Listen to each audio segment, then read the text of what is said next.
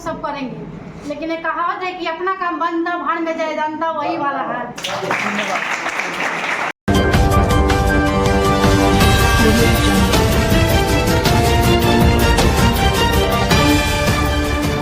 नमस्कार, आप देख रहे हैं भोजपुरिया दस्तक। काराकाट लोकसभा क्षेत्र में पवन सिंह आने के बाद चुनावी चर्चाओं का बाजार काफी गर्म हो गया है, लेकिन उससे पहले उपेंद्र कुशवाहा और राजा राम सिंह मैदान में थे और अभी पवन सिंह आ गए हैं, ऐसा चर्चा है।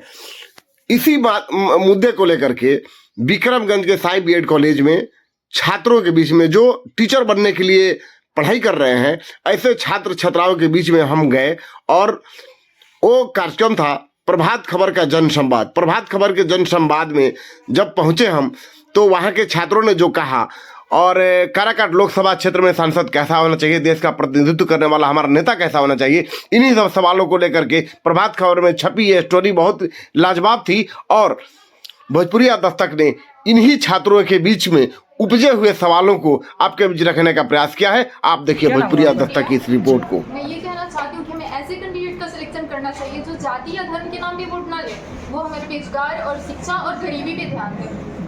ये बहुत ही इंपॉर्टेंट है, क्योंकि लोग तो जाति और धर्म के नाम पे बहुत ही कुछ कर देते हैं और हमें भी वोट जाति और सब लोग जाति और धर्म के ही नाम पे वोट दे रहे हैं। आजकल सब लोग बस मंदिर और मस्जिद ये मतलब देख रहे हैं, बन रहा है। मंदिर से कुछ नहीं होने वाला है। हमारे लिए इंपॉर्टेंट है इंस्टीट्यूट, मेडिकल्स, ये सब है। जैसे लॉकडाउन में आया था तो हमारे यहाँ पे हॉस्पिटल की कमी हो गई थी, तो ये चीज़ को इम्पोर्टेंस रखें, ना कि ये जात है, मतलब हमारी जात का है तो इसको मतलब वोट दें, इसको मतलब वो करें।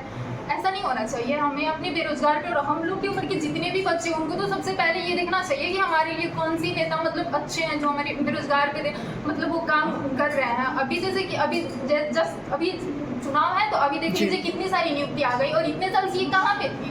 और ये भी ऐसा नहीं है कि मतलब है तो मतलब प्रॉपरली करा ही देंगे, कुछ नहीं कराने वाले, सिर्फ ऐसे ही बस वही है। जब तक वोट देना है मतलब लेना है तब तक सिलेक्शन मतलब वो करते रहो। धन्यवाद। क्या कहना चाहते हैं?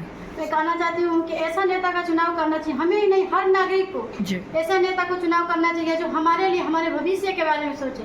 नेता चुनने से पहले सभी को शिक्षित बनाना चाहिए। जब बच्चे शिक्षित होंगे तभी नेता का चुनाव अच्छे से कर पाएंगे। इसलिए हमें ऐसा नेता का चुनाव करना जो हमारे विकास के लिए, जो हमारे शिक्षा के लिए आगे बढ़े, हमारी बातों को संसद भवन में रखे। ऐसे ही नेता का चुनाव करना चाहिए, किसी के बहाए बाकाए में आकर नहीं करे। इसलिए एक बात कहते हैं या अपना काम करवाने के लिए सब लोग बोलते हैं कि हम लोग सब करेंगे, लेकिन एक कहावत है कि अपना काम बंदा भाड़ में जाए जनता, वही वाला है। क्या नाम हुआ आपका? मनीष कुमार जी। कोई भी जो लीडर होता है सब पूर्ण से ईमानदारी होता है, और हमें चुनाव भी करना हो वैसे क्या पता कौन क्या है, बनने के बाद तो सब चेंज हो जाते हैं।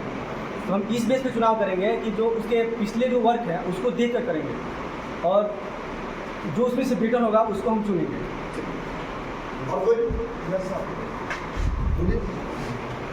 परिचय दीजिए अपना। मेरा नाम अरुण कुमार है। हम उस नेता को चुनना चाहेंगे जो हमारे ज़मीन से जुड़ा हो और हमारे दवाई कमाई और पढ़ाई के मुद्दे पर जाके संसद भवन में अपने कदम से कदम मिलाकर अपने आवाज़ को बुलंद करे और सारे किसान, मजदूर, छात्र, नौजवान और महिलाओं और जितने भी गरीब आदमी हैं उसका आवाज़ पूरा बुलंदी के साथ संसद भवन में जाके उठाए। मैं वैसा ही नेता को चुनना चाहूँगा। क्या नाम हुआ आपका? रवि कुमार जी। क्या कहना चाहते हैं? मैं ये कहना चाहता हूँ कि हम लोग ऐसे किसी भी नेता को पार्टिकुलर व्यक्तिगत तौर पर तो उतना अच्छे से नहीं जानते हैं, क्योंकि जिस तरह से अगर क्षेत्रीय हो, अपना पास का हो तो हम लोग जान पाते हैं।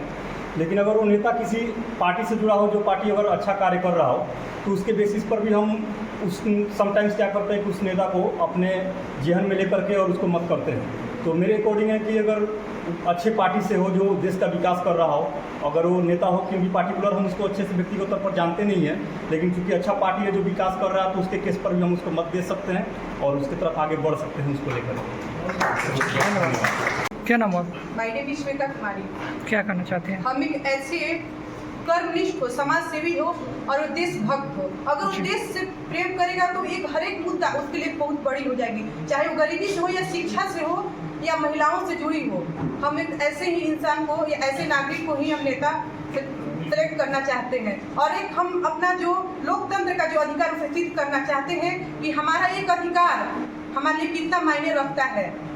और वो पहला बात ये कि वो एजुकेटेड हो। शिक्षा अगर है तो गलत काम कम से कम करेगा। हमारी ये मानना है, क्योंकि हम एक भावी टीचर भविष्य के लिए बनने जा रहे हैं। शिक्षा हर एक इंसान के लिए जिस तरह से रोटी कपड़ा मकान है, उस तरह से जीने के लिए, हमारी जिंदगी के लिए, हमारी मानवीय आवश्यकताओं को पूरा करने के लिए ये बहुत ही महत्वपूर्ण है। धन्यवाद। मैं साई बीएड कॉलेज की छात्रा अध्यापिका हूँ। मैं बोलना चाहती हूँ कि वैकेंसी तो टाइम पे आता है और जी। एग्जाम होता है ना, तो बहुत ज़्यादा ही चोरी होता है या कोई पैसा लेकर सब लोग कर लेते हैं, लेकिन जो बच्चे गरीब हैं वो पैसा तो नहीं दे पाते हैं ना, तो हम लोग कैसे करेंगे? मैं उसी को वोट दूंगी ना जो अच्छा सिस्टम करेगा। सिस्टम में बहुत ज़्यादा ही प्रॉब्लम है। शिक्षा तो जरूरी है, बट बहुत लोग हैं कि काफ़ी शिक्षा से वंचित है, क्योंकि वो बहुत ही महंगाई है, महंगा ज़्यादा है। और जो 6% जो एजुकेशन पे से 1% जो खर्चा होता है, जो भी मान लीजिए हमारे मिडिल क्लास लोग तो पढ़ा देते हैं, बट जो काफ़ी लोअर क्लास लोग हैं नहीं पढ़ा पाते। एजुकेशन सर इतना सर महंगा है, हम सोचेंगे वैसा ही, क्योंकि सर शिक्षा हमारे लिए बहुत ही इंपॉर्टेंट है। मैं फिलअप करने जा रहा हूँ, तो बिहार सरकार मुझसे 700 रुपया ले रहा है जी। और ये भी बात हुआ, फिर उसके बाद हुआ कि मान लीजिए टीचर का जो भर्ती आया था, मेरे भाई थे और भाई बंधु जो भी थे, तो मान लीजिए बिहार का भी दिया गया दर्जा, और फिर जो अदर स्टेट से जो लड़का पढ़ाई करके आए थे उन लोग का भी उतना ही मान्यता दिया गया, और जो बिहार के बच्चे लोग का उतना नौकरी नहीं हुआ, जो कि अदर राज्य के बच्चे लोग का नौकरी हुआ।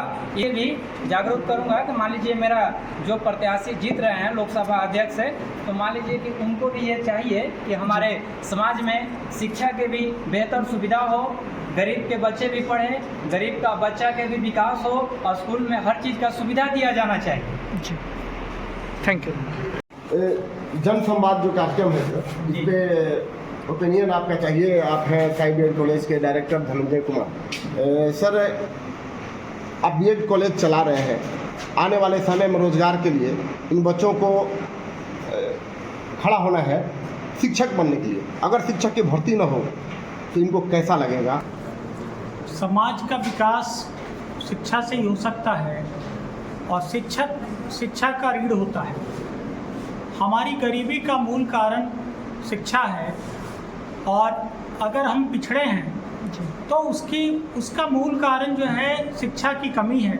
अगर हमारे यहाँ पर्याप्त शिक्षा होता तो हमारे पास न गरीबी होती, न हुनर की कमी होती, और न ही आगे बढ़ने में कोई अवरोध होता।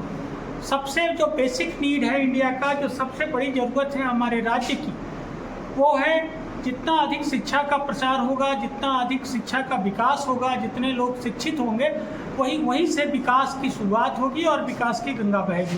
बिना शिक्षा के ये संभव नहीं हो सकता। अगर भोजपुरिया दस्तक के माध्यम से मेरा ये प्रयास आपको अच्छा लगता है तो यूट्यूब पर चैनल को सब्सक्राइब जरूर कर लीजिए, और फेसबुक से देख रहे हैं तो फॉलो जरूर कर लीजिए, कमेंट और शेयर जरूर करिए, और बताते रहिए कि आपको मेरा कार्यक्रम कैसा लगता है।